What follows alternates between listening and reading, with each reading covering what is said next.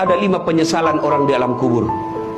Satu diantaranya, ketika sudah dia gosok meninggal arwah, dia gosok matanya, dia buka, kata dia, saya di mana?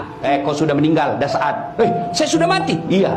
Ya Allah, hidupkan saya kembali ke dunia, sekejap saja, kira-kira 1 menit lah kalau boleh. Ya Allah, kembalikan saya ke dunia. Untuk apa? Sholat bukan, puasa bukan, haji bukan. Saya hanya ingin berkata, ya Allah, semua hartaku aku sedekahkan fisabilillah. Kenapa bukan minta sholat? Karena sholat hanya bisa dapat pahalanya ketika kita masih sholat. Haji hanya bisa kita dapat ketika kita haji. Puasa hanya kita dapat ketika kita puasa. Tapi sedekah, meskipun sudah tulang belulang hancur, kita tetap mengalir. Itulah yang disebut sedekah jariah. Keliru Bapak Ibu yang Allah kasih rezeki, Bapak tidak bersedekah.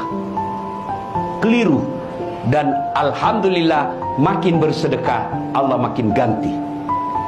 Maka almarhum almarhumah, insya Allah lapang kuburnya karena ada sedekah beliau.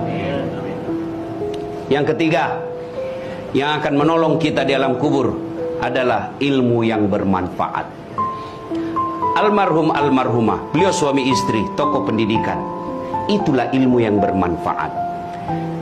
Ketika diajarkan ilmu hukum kepada mahasiswanya, diajarkan tentang keadilan, lalu anak mahasiswanya menjadi pengacara yang membela dan menegakkan keadilan, selama itu juga amal-amal akan mengalir.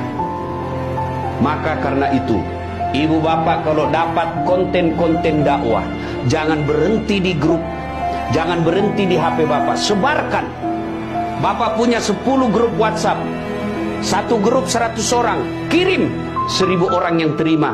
Kalau ada yang mengamalkan 5 orang, selama 5 orang itu amalkan, Bapak dapat pahala seperti pahalanya penceramah tanpa mengurangi pahala penceramah.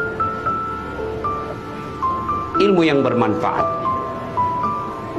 adalah yang bisa menyelamatkan kita di alam kubur.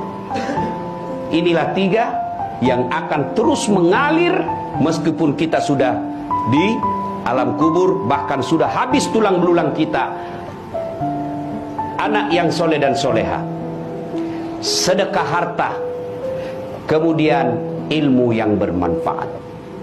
Dan orang yang ada di alam kubur sekarang masih transit, belum sampai surga, termasuk Rasulullah Muhammad SAW. Dan siapa yang paling menderita di alam kubur? Kata Nabi, orang yang paling menderita di alam kubur nanti adalah al-mutahawil bis sholat, yang menganggap enteng sholat. Saya mau tanya, bapak-bapak kalau pergi merantau ke Sulawesi